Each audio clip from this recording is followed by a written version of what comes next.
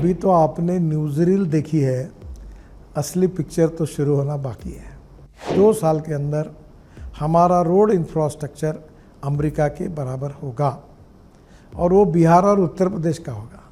America से कुछ लोग मेरे पास आए थे और उन्हें नाराज़गी जताई। उन्होंने मुझे कहा आप गलत बोलते हो। मतलब क्या हुआ? मुझे लगा कुछ गलती हो गई। उन्होंने बोला आज का हिंदुस्तान का रोड इंफ्रास्ट्रक्चर अमेरिका से अच्छा है। 11 साल कंप्लीट हो गए हैं आप लोगों की सरकार के। मैं चाहता हूं कि आप थोड़ा सा अगर तफसील से हम लोगों को बताएं कि 11 साल में आपने तो पूरा रोड का बड़ा नेटवर्क खड़ा कर दिया है। देश के लोग जो बोलते हैं कि दूसरी तस्वीर दिखती है भारत की, आपको क्या लगता है सर कि क्या डिफरेंट किया और क्या और होना चाहिए? देखिए, हमारे प्रधानमंत्री जी का ये सपना है कि भारत विश्वगुरु बने, विश्व की 3rd लार्जेस्ट अर्थव्यवस्था बने और $5 ट्रिलियन की इकोनॉमी बने। और ये अगर उद्दिष्ट अगर हमको पूरा करना है तो हमें एक्सपोर्ट को बढ़ाना होगा, तभी इंडस्ट्रियल सेक्टर में ग्रोथ होगी, हमारी एग्रीकल्चर ग्रोथ होगी, सर्विस सेक्टर में ग्रोथ होगी, रोजगार निर्माण होंगे, वेल्थ क्रिएट होगी। और इसके लिए इंफ्रास्ट्रक्चर डेवलप करने की आवश्यकता है। Water, power, transport and communication. हमारी सबसे बड़ी समस्या ये थी कि हमारे देश की लॉजिस्टिक कॉस्ट 16% थी, चाइना की 8% थी, अमेरिका और यूरोपियन कंट्रीज़ की 12% थी। हमारे रोड अच्छे नहीं थे, हमारे पोर्ट्स अच्छे नहीं थे, हमारे यहाँ फ्यूल में भी काफ़ी महंगा पड़ता था, ट्रैफिक जाम के कारण देरियाँ होती थी। अब हमने जिस प्रकार के रोड बनाए हैं उसके कारण हमारी लॉजिस्टिक कॉस्ट अभी 6% कम हुई है और आने वाले विशेष रूप से 1 साल में हम 9% पर आएंगे।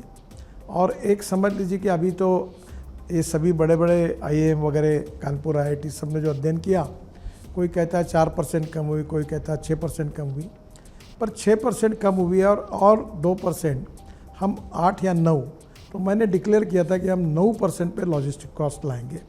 तो ये जो 6% से बचत होगी उससे हमारा एक्सपोर्ट बढ़ेगा, हम और कॉम्पिटिटिव बनेंगे और हमारा देश विश्वगुरु बनेगा।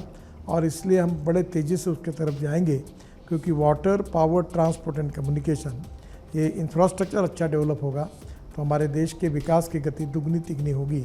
ये बात निश्चित रूप से प्रूवन भी है और ये होने वाला भी है। सर, आपने कई हाईवेज छोटे और स्ट्रेचेस डेवलप कर रहे हैं। आपने बोला था कि हम 3 घंटे में, 2 घंटे में देहरादून पहुंच सकते हैं। ऐसे कोई नए इन दी ऑफरिंग है जो आप नए डेवलपमेंट्स कर रहे हैं जो देश को आप बताना चाहते हैं कि हाँ ये चीज़ें होने वाली हैं अभी आने वाले दिनों में?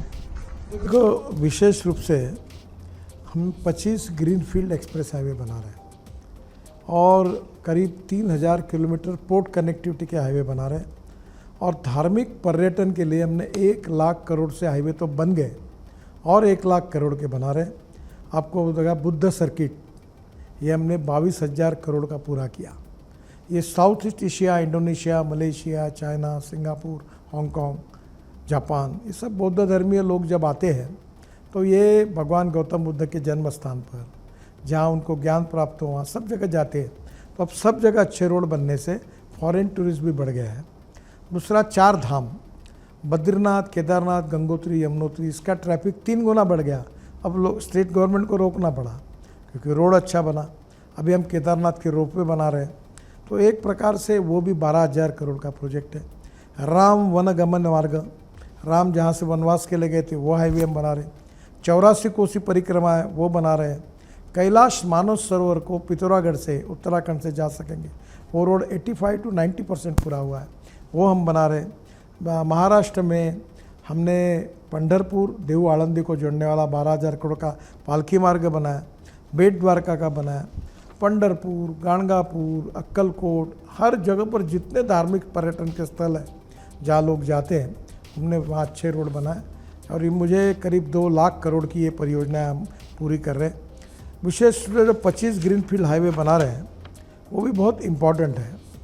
और उसमें से आपको एक छोटा सा उदाहरण बता दूं कि मनाली से आप निकलेंगे तो रोहतांग पास जाने के लिए 3.5 घंटा लगता था, 8 मिनट में आते। अटल टनल बनी, अटल टनल से बाहर आएंगे तो आप डायरेक्ट लद्दाख लेह तक हम 8 टनल बना रहे, रोड बना रहे।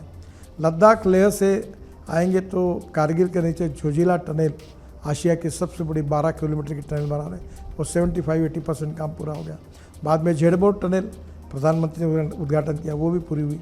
वहाँ से श्रीनगर आएंगे और श्रीनगर और जम्मू के बीच में हम 36 टनल बना रहे हैं, उसमें से 23 टनल पूरी हुई है, 4-5 टनल पर काम शुरू है। और जैसे हम जम्मू आते हैं उसके पहले ही कटरा के पास कटरा दिल्ली एक्सप्रेस हाईवे शुरू होता है। अमृतसर होकर दिल्ली आएंगे, दिल्ली से दिल्ली मुंबई हाईवे से निकलकर हम सूरत तक जाएंगे। और आप भी साउथ में जाना होगा उत्तर भारत को, तो मुंबई, पूना, कोल्हापुर, सोलापुर से आगे जाते थे, बेंगलोर, चेन्नई, कन्याकुमारी, त्रिवेंद्रम। अब वहाँ जाने की ज़रूरत नहीं। अब सूरत से नया ग्रीन हाईवे बना रहे हैं हम, सूरत से नासिक, नासिक से अहमदनगर, अहमदनगर से सोलापुर, सोलापुर से कर्नूल, कर्नूल से कन्याकुमारी, चेन्नई, बेंगलोर, कोचीन, त्रिवेंद्रम, हैदराबाद, सब पूरे साउथ को जाने के लिए अब मुंबई, पूना, सोलापुर, कोल्हापुर जाने की ज़रूरत नहीं। 240 किलोमीटर दिल्ली से चेन्नई अंतर कम हुआ। अगर हमको बचपन में हम सुन रहे थे कश्मीर से कन्याकुमारी तक, ये सपना इसमें पूरा हो रहा है।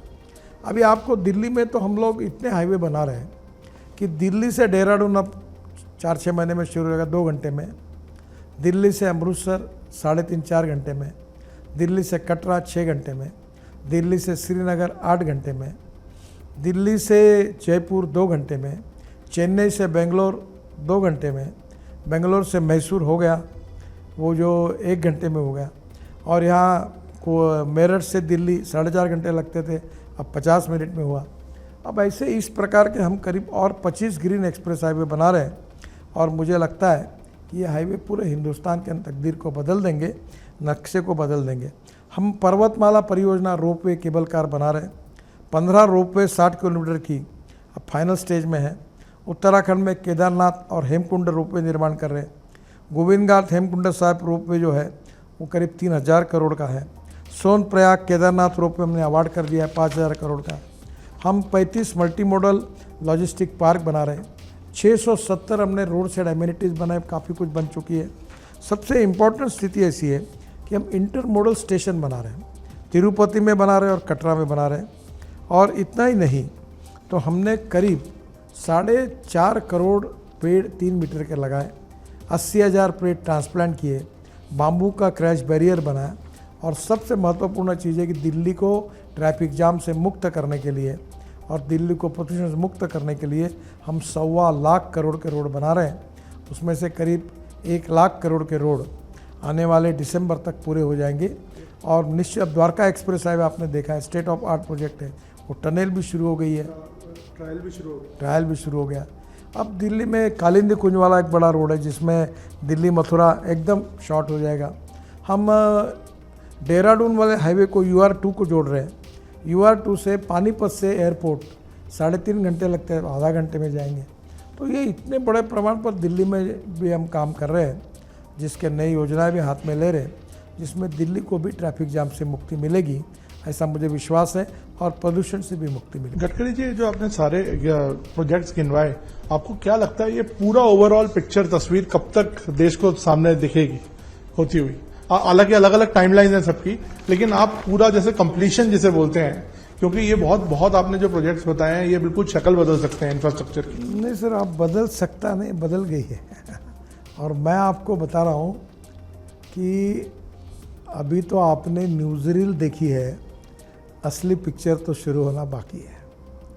जो पाइपलाइन में प्रोजेक्ट हो रहे हैं वो इतने तेज़ी से दौड़ रहे हैं कि निश्चित रूप से आप 2 साल के अंदर हमारा रोड इंफ्रास्ट्रक्चर अमेरिका के बराबर होगा, और वो बिहार और उत्तर प्रदेश का होगा। यानी मैं थोड़ा वो लगता नहीं झिझक कि अमेरिका जैसा इंफ्रास्ट्रक्चर होगा, तो कई पॉलिटिशियंस हमारे बोल के। सर मुझे इसलिए झिझक नहीं होती कि अमेरिका से कुछ लोग मेरे पास आए थे और उन्हें नाराज़गी जताई। उन्होंने मुझे कहा आप गलत बोलते हो। मतलब क्या हुआ? मुझे लगा कुछ गलती हो गई। उन्होंने बोला आज का हिंदुस्तान का रोड इंफ्रास्ट्रक्चर अमेरिका से अच्छा है। आप कभी अमेरिका में आए हुए लोगों को जिन्होंने देश में अभी टूर किया होगा उनसे पूछो, वही आपको सही प्रतिक्रिया देंगे।